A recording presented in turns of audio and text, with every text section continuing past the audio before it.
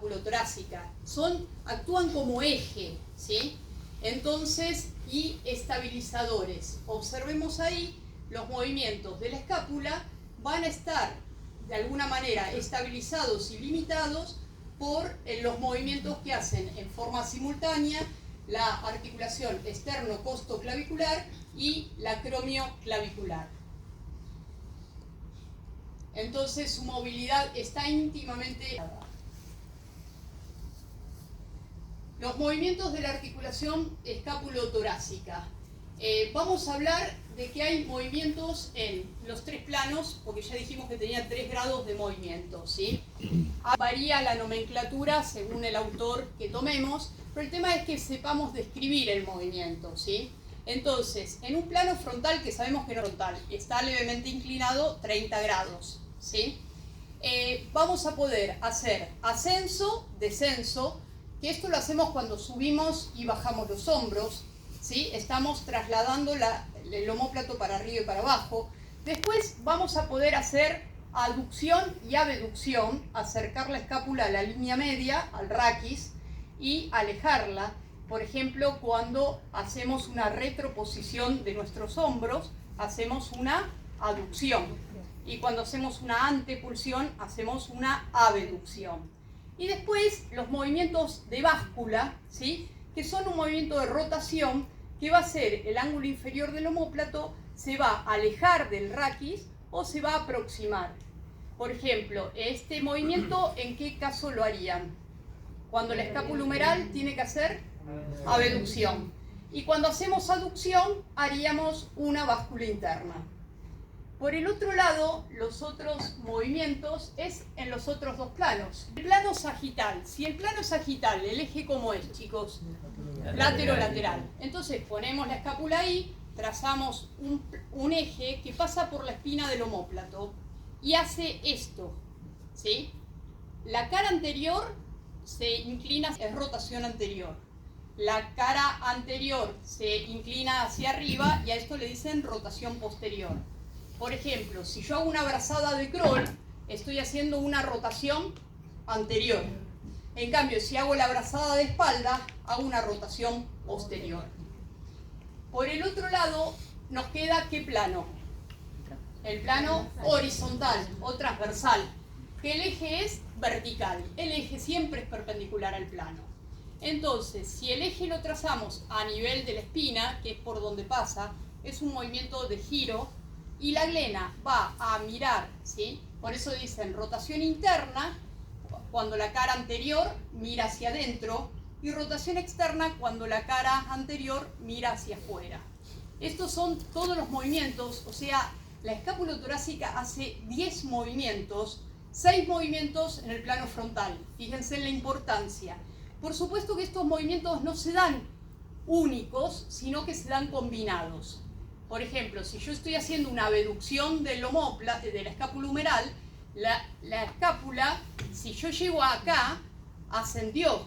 Si yo llego a esa altura, hizo abducción. Y si llego a esa altura, hizo una báscula externa.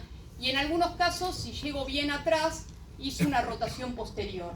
Entonces se van combinando. Hay una coordinación de esos músculos que van a trabajar como una relojería fina, ¿sí? Según el ángulo en que se dé. La articulación escapulotorácica, la posición escapular, ¿sí?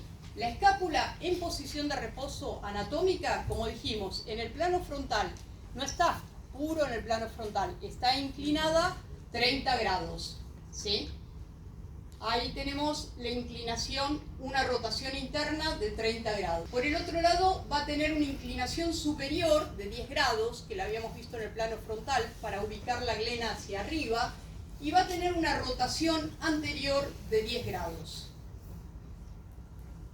Ahora, si consideramos la orientación de las superficies articulares, fundamentalmente la cabeza humeral y la glena, vamos a ver que, como habíamos mencionado, la cabeza está en una retroversión de 30 grados que corresponde con el plano de la escápula de 30 grados. O sea, la glena mira hacia adelante con una inclinación de 30 grados y la cabeza humeral mira hacia atrás con la inclinación de 30 grados, quedando estas superficies alineadas en posición anatómica.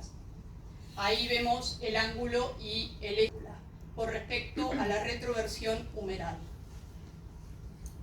Los movimientos de la articulación escápulo-torácica, esto lo mencionamos ya, así que lo vemos rápidamente, ¿sí? Son de abducción y aducción, se acerca y se aleja la línea media, de ascenso y descenso, y de báscula externa y báscula interna. Estos serán los 6 movimientos en el plano frontal, ¿sí? Luego tenemos los movimientos realizados por una persona, ¿sí? Asciende los hombros, asciende la escápula, desciende la misma, hace una retroposición acercando las escápulas al raquis, ¿sí? Hace una abducción alejándolas. Por ejemplo, una persona que es sifótica, ¿sí? Va a tener una abducción de escápulas. Si elevamos en abducción una báscula externa y luego realizamos una báscula interna. El ritmo escapulohumeral. Se comprobó que a medida, y lo podemos comprobar todos, ¿sí? A medida que vamos, si ustedes se tocan el ángulo inferior del omóplato que está a esta altura, empiecen a tocarse para percibir la zona, ¿sí? Y ustedes fíjense, si llegamos a 30 grados de abducción, prácticamente no se movió el ángulo inferior. Pero si seguimos, el ángulo inferior se aleja de la línea media haciendo una báscula. Lo que está haciendo es este movimiento. Como dijimos antes, es para ubicar la cavidad glenoidea orientada hacia arriba y permitir la amplitud de movimiento. Entonces, a partir de los 30 grados va a haber una cierta movilidad y una relación de movilidad entre la escápula torácica y la escápula humeral. Se habla que la escápula humeral se mueve 2 grados cada grado que se mueve la escápula torácica. Entonces, esto lo observamos acá en la imagen. Acá, esto sería la posición anatómica. Acá, hasta los 30 grados es mínima la movilidad, pero a partir de los 30 grados empieza el ritmo escápulo-humeral. Entonces, durante la abducción del hombro, a partir de los 30 grados, existe ese ritmo cinético entre estas dos articulaciones, la escápulo-humeral y la escápulo-torácica.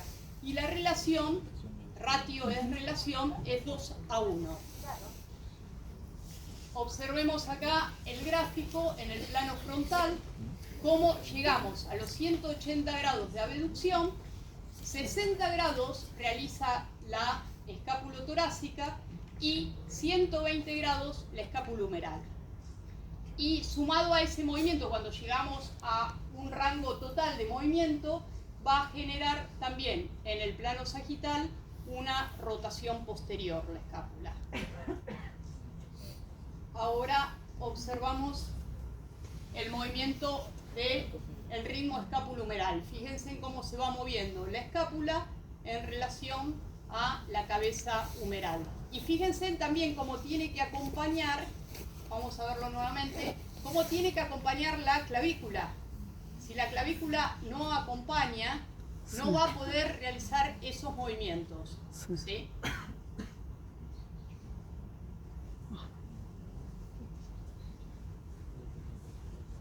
La abducción. Una cosa es la abducción pura y otra cosa es la abducción en el plano. ¿Alguien se anima a explicar cuál es la diferencia? Vamos, gente de tercero. ¿Cuál sería la diferencia? Se cohibieron. Vamos, vamos. Si yo hago así, ahora me lo dicen ustedes, yo hago así, ¿sí? O hago así. ¿Cuál es en el plano frontal puro y cuál es el plano en la escápula?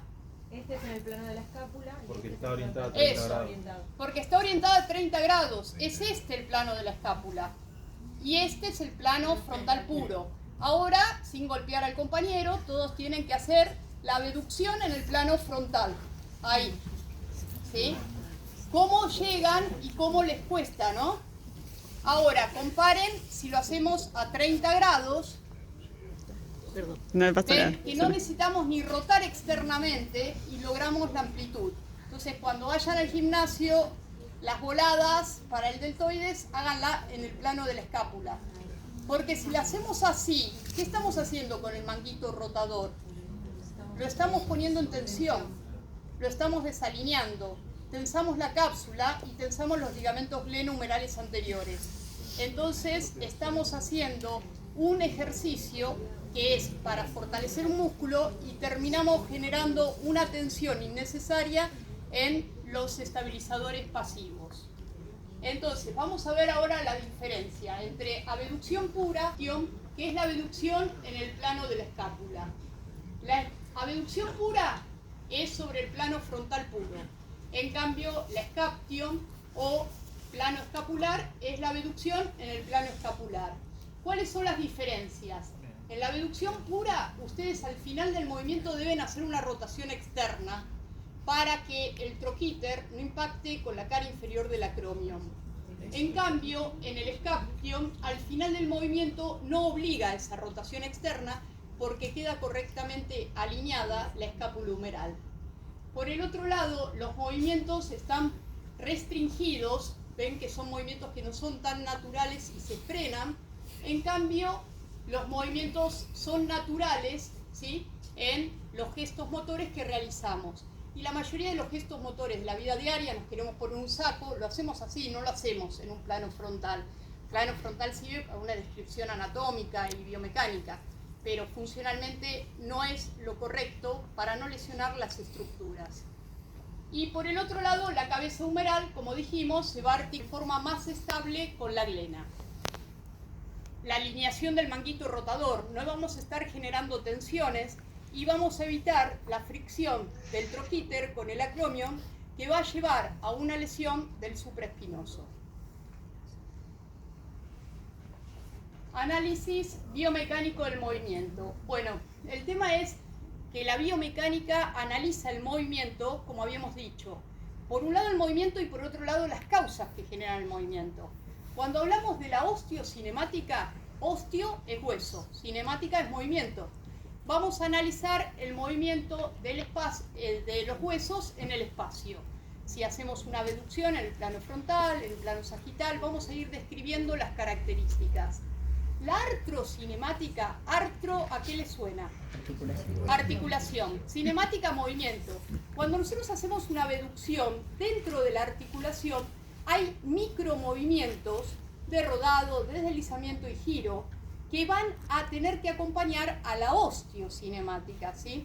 Siempre me sirven las preguntas de los alumnos. Una vez una alumna en otra universidad me dice, profe, cuando me digan un ejemplo de la osteo, ¿puedo decir abducción? Sí.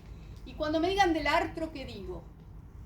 Acá, cuando yo hago abducción, ¿ven el movimiento del hueso en el espacio? Esto es la osteo. Pero intrínsecamente, si la articulación no rueda y desliza, no vamos a llegar a ese rango de movimiento. Entonces, la osteo y la artro no están disociadas.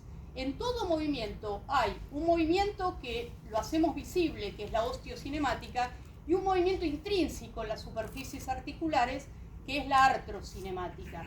Si la artrocinemática está alterada, la osteo no va a ser posible. Eso es los movimientos intrínsecos de las articulaciones. Y la miocinética, que lo dice la palabra. Mio, ¿a qué le suena? A músculos. Entonces, ¿quiénes generan el movimiento? Los músculos periarticulares que van a intervenir en cada unidad biomecánica. Ahora les voy a explicar sintéticamente el análisis del movimiento osteocinemático. Nosotros hablamos de que hay tres tipos de movimientos. Un movimiento de giro, de balanceo y de traslación. Esto, por ejemplo, llevémoslo a la escápula, cuando hacíamos ascenso, descenso, aducción y abducción, es traslación. Pero cuando hacemos una rotación anterior y posterior, esto es un giro, ¿sí? Y el balanceo lo vemos en el húmero, ¿sí? ¿Por qué? Porque el eje de movimiento pasa por un extremo y entonces este movimiento le decimos balanceo. Esas son las tres diferencias entre los movimientos osteocinemáticos. Ahí vemos lo que sería, ¿sí?, con un eje vertical, cómo gira esa estructura. Por otro lado, un balanceo, donde el eje está en uno de los extremos. y genera el desplazamiento en un plano, y por el otro lado una traslación donde se traslada el centro de gravedad de ese segmento. En el análisis biomecánico, la artrocinemática, que era el movimiento intrínseco de las articulaciones. Ahí vamos a tener tres tipos de movimiento también. Por un lado, el deslizamiento. Fíjense, siempre vamos a tener en las articulaciones, si yo estoy moviendo la escápula humeral, la escápula se queda relativamente quieta y lo que se mueve es el húmero en relación a la... Siempre vamos a tener una superficie que está estable y otra que es la móvil. Entonces la superficie estable es el plano triangular y la superficie móvil acá es ese cubo. Y se va a ir desplazando un punto móvil por todos los puntos de la superficie fija. A eso le decimos deslizamiento. Por el otro lado tenemos la otra posibilidad de movimiento, que es el rodado. Cuando tenemos una estructura que va a ir variando los puntos de contacto de la superficie fija con respecto a los puntos de contacto de la superficie móvil.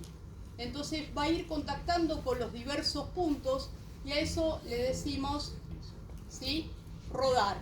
Y en el caso de la rotación es cuando un punto de la superficie fija contacta con un punto de la superficie móvil.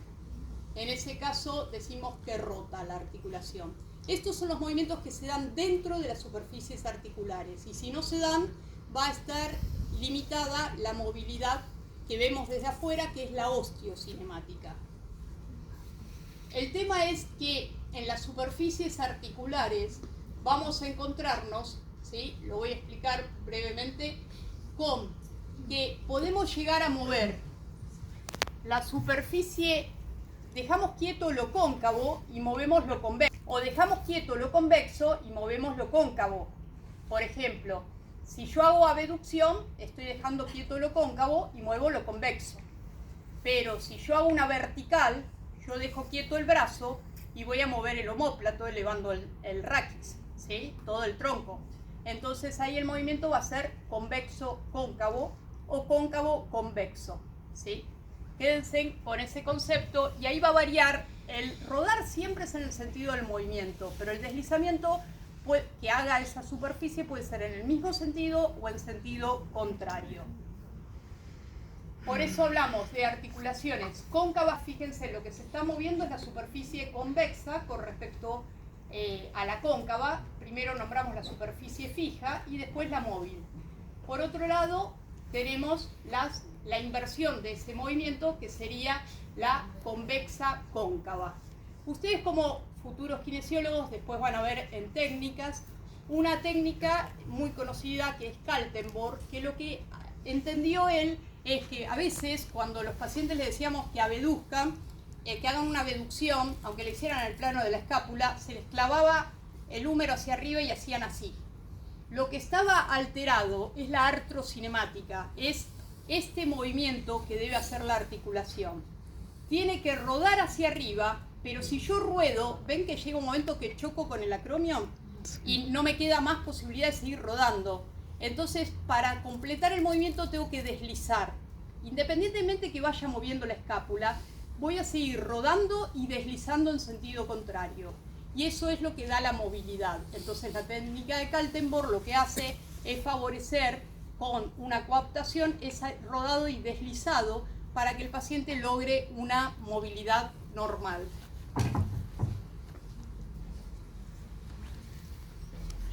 Análisis biomecánico de la miocinética. Bueno, ahí tenemos una palabra combinada. Fíjense, mio era músculo, cinética, las causas que generan el movimiento. Entonces, por un lado tenemos los músculos, ¿sí?, y por el otro lado la cinética. Cuando hablamos de los músculos, son los que van a las estructuras que van a transformar la energía química en energía mecánica, en movimiento, ¿sí? Y por el otro lado, por supuesto que van a tener la capacidad de acortarse y alargarse de acuerdo al movimiento que realicemos. Y en el caso de la cinética, estudia las causas que producen el movimiento y va a analizar las consecuencias de las fuerzas que intervengan en el mismo. El análisis biomecánico de la abducción. Fíjense, si arrancamos de una posición inicial, en una primera tenemos una abducción de 60 grados. Hasta los 60 grados se plantea que fundamentalmente va a actuar la escápulo-humeral y levemente empieza a actuar la escápulo-torácica. Entre 160 y 120 grados, ya ahí el movimiento de la escápulo-torácica es de mayor amplitud y, como ya vimos, debe hacer un ascenso la clavícula, ¿sí? Entonces va a intervenir la articulación externo-costoclavicular y acromioclavicular. Y por el otro lado, en la tercera fase, cuando lleguemos a 180 grados, ahí se completa, ¿sí? Actúa la escápula humeral, la escápula torácica, la acromioclavicular, la externo-costoclavicular y una inclinación del raquis, ¿sí? Que si lo hacemos en forma bilateral, lo que generamos es un aumento de la lordosis. Pero si lo hacemos unilateral, para llegar a los 180 grados debemos inclinar contralateral el raquis. Entonces, fíjense, de 0 a 60 actúa la articulación escápulo-humeral. Luego, hasta los 120 va a actuar la escápulo-humeral, la escápulo-torácica y, fundamentalmente, la externo-costoclavicular, la acromioclavicular y, por último, actúan todas, la escápulo-humeral, la escápulo-torácica, la externo-costoclavicular, la acromioclavicular y la inclinación del raquis. El análisis biomecánico del cíngulo del hombro, ¿sí? Estudiaba el movimiento de los huesos en el espacio. Lo que vamos a tener que tener en cuenta es el tipo de movimiento, que ya habíamos visto que podía ser un balanceo o una traslación. Por ejemplo, la abducción es un balanceo. ¿Cómo describimos el movimiento? Bueno, como lo describen en anatomía. La abducción, el segmento se aleja de la línea media, ¿sí? En la aducción se aproxima, en la flexión se aproximan los segmentos, en la extensión se alejan, en las rotaciones rota alejándose de la línea media y en la rotación interna se aproxima. Esa es la descripción. Por el otro lado, el plano de movimiento, que ya los conocen, ¿sí? Plano sagital, plano transversal y plano frontal. El eje de movimiento, que siempre es perpendicular al plano y es el punto menos móvil. El primer stop, que es el final del movimiento activo. Fíjense en que si yo hago una abducción, llego ahí, si tengo un buen rango de movimiento, llego ahí a 180. Pero si yo le aplico una carga externa, puedo llegar un poquito más a todas las articulaciones. Si yo flexiono, esto es el fin del movimiento activo. Pero si le aplico una carga, llego al fin del movimiento pasivo. ¿Sí? Con todas las articulaciones, cuando le aplicamos una carga externa, sería una movilidad pasiva. El fin del movimiento activo generalmente son los músculos antagonistas, ¿sí? Entonces, si yo estoy haciendo una flexión, son la tensión de los extensores, los que me están limitando. Y el enfield se mantiene entre el primer stop y el segundo stop. Es la sensación final de movimiento. Uno, cuando va a llegar al final, tiene la sensación de que llega y abarca un poquito más el movimiento hasta llegar al segundo stop o movimiento pasivo. En la artrocinemática estudia los movimientos intrínsecos de las articulaciones. Volvamos a ver la convexidad de la cabeza humeral y la concavidad, que es levemente cóncava, la glena humeral. En este caso, si hacemos una cadena cinemática abierta, dejamos quieto el omóplato y movemos el húmero. Entonces nos vamos a encontrar que actúa como cóncava convexa. Queda quieta la superficie cóncava y se mueve la convexa. Ahí vamos a encontrarnos con que va a haber un rodado, ¿sí? Va a rodar en el sentido del movimiento hacia arriba, pero fíjense en que si no empieza a deslizar hacia abajo, se va a subluxar, va a quedar fuera de la superficie articular. Entonces esto se tiene que combinar con un deslizamiento inferior. Cada vez que rueda, desliza hacia abajo. Y por el otro lado, fíjense lo que pasaría específicamente en la glena humeral. Si rueda y no desliza hacia abajo, reduciría el espacio subacromial y generaría dolor. Entonces lo que tiene que hacer es rodar hacia arriba, deslizar hacia abajo. Y en la miocinética, que estudia la acción de los músculos, fíjense en lo que tenemos que hacer. Por un lado, el abductor principal, ¿sí? Uno de los abductores principales, ¿quién es? El deltoides, ¿sí? Ahí lo tienen representado. Y otro que va a actuar es este, ¿cómo se llama? Supraespinoso. El supraespinoso va a coaptar la cabeza. El deltoides va a generar la rotación. Pero alguien tiene que generar el deslizamiento inferior, ¿sí? ¿Y quiénes van a ser? El resto del manguito rotador. Acá está representado el subescapular, pero también el infraespinoso y el redondo menor. Entonces deben actuar coordinadamente. Uno coapta, el supraespinoso, el otro genera el movimiento rotatorio, el deltoides, y el resto del manguito debe descender la cabeza produciendo el deslizamiento inferior. Por eso yo digo que es una coordinación de relojería, la coordinación para que logremos una abducción. El músculo deltoides, el supraespinoso, que es el que coapta, y el resto del manguito rotador que va a deslizar hacia abajo. Bueno, espero que no se hayan aburrido y que hayan